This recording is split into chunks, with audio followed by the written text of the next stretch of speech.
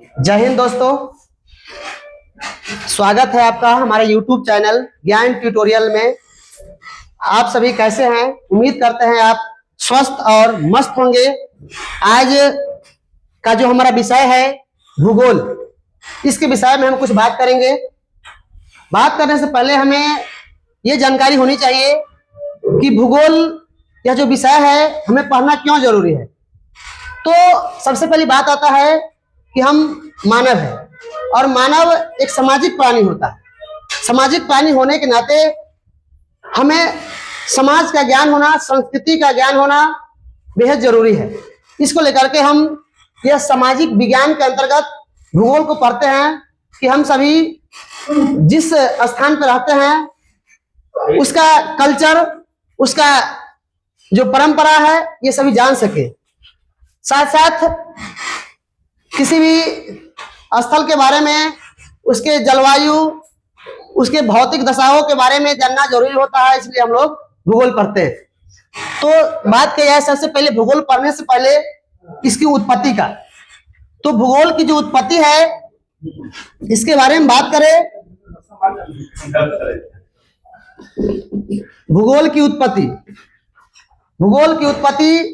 के बारे में बात करें तो आप सभी जानते हैं कि भूगोल को अंग्रेजी में जियोग्राफी कहते हैं। भूगोल को अंग्रेजी में जियोग्राफी कहते हैं, जिसकी उत्पत्ति ग्रीक भाषा अर्थात यूनानी भाषा के दो शब्द जियो एवं ग्राफी के मिलने से हुआ है, जिसमें जियो का अर्थ होता है पृथ्वी और ग्राफी का अर्थ होता है वर्णन करना या लिखना।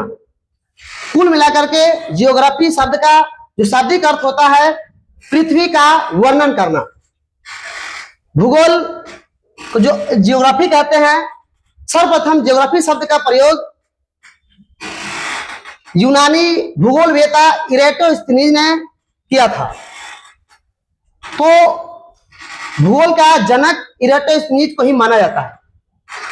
दूसरी बात की जाए भूगोल की परिभाषा का, तो भूगोल का परिभाषा जो है बहुत सारे भूगोलवेताओं ने अलग अलग ढंग से इसको परिभाषित किए हैं, और हम भी जो परिभाषा देंगे या कहीं ना कहीं सबसे भिन्न होगा।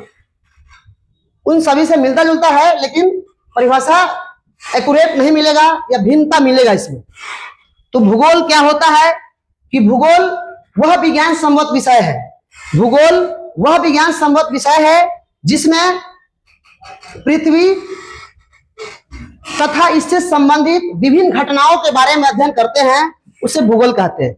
या और बहुत सारे परिभाषा हो सकता है कि भूगोल वह विज्ञान है जिसमें पृथ्वी के संरचना, इसके स्वरूपों जैसे पहाड़, पठार, मैदान, नदी, समुद्र, विभिन्न ग्रहों के बारे में, ब्रह्मांड के बारे में अध्ययन करते हैं, यही भूगोल कहलाता है। तो इसके आगे अगर हम लोग पढ़े 10th क्लास तक तो हम लोग सीधा भूगोल पढ़ते हैं, लेकिन उसके आगे आते हैं तो हम लोग इसका प्रकार वगैरह भी पढ़ते हैं कि भूगोल का कितने प्रकार है। तो कुल मिलाकर बात की जाए तो भूगोल मुख्यतः दो प्रकार के होते हैं, भौतिक भूगोल और मानव भूगोल।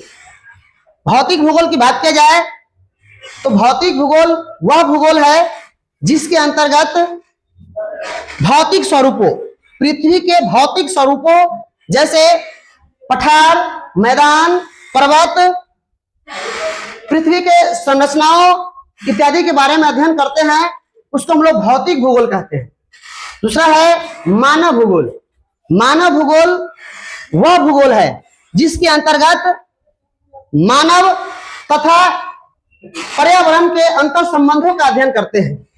कहने का मतलब हुआ मानव भूगोल वह भूगोल है जिसके अंतर्गत मानव के विभिन्न क्रियाकलापों तथा पर्यावरण के साथ इसके अंतर संबंधों का अध्ययन करते हैं, यही मानव भूगोल कहलाता है।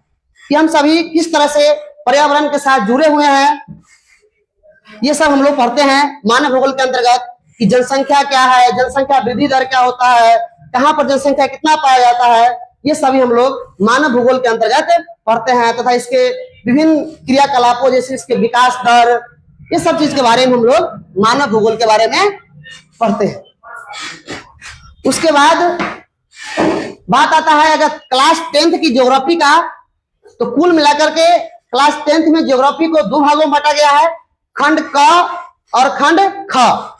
खंड क में 6 चैप्टर है, खंड क में 6 चैप्टर है जो पढ़ना बेहद जरूरी है एग्जाम के व्यू से।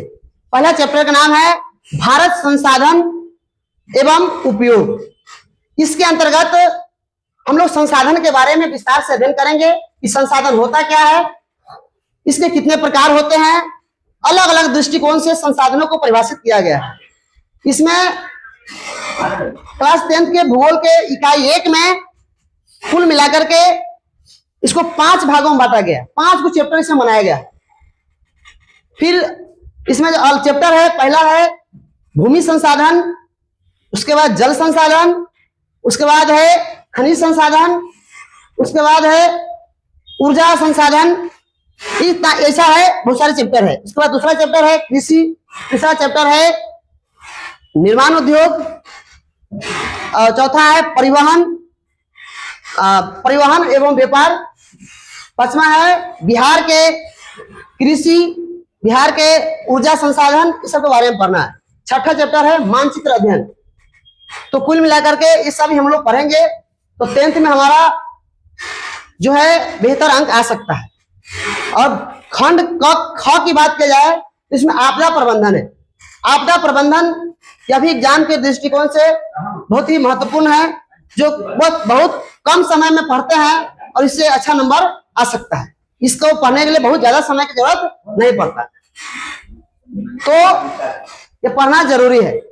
विशेष अगर हम यह आर्ट्स सब्जेक्ट है, इसको अगर हम लिखेंगे तो लिखने में समय ज्यादा लग जाएगा, इसलिए हम लिखे नहीं है। अगर आप लोग चाहे तो हम इसको लिख भी सकते हैं, लेकिन समय ज्यादा लग जाएगा। और आप लोग अगर विशेष रूप से पढ़ना चाहते हैं तो हमारे क्लास में बने रहिए। नेक्स्ट क्लास जब हम लेंगे तो क्लास में पूर्णतः विधिवत हम लोग क्लास को लिखेंगे भी और क्लास पढ़ेंगे भी।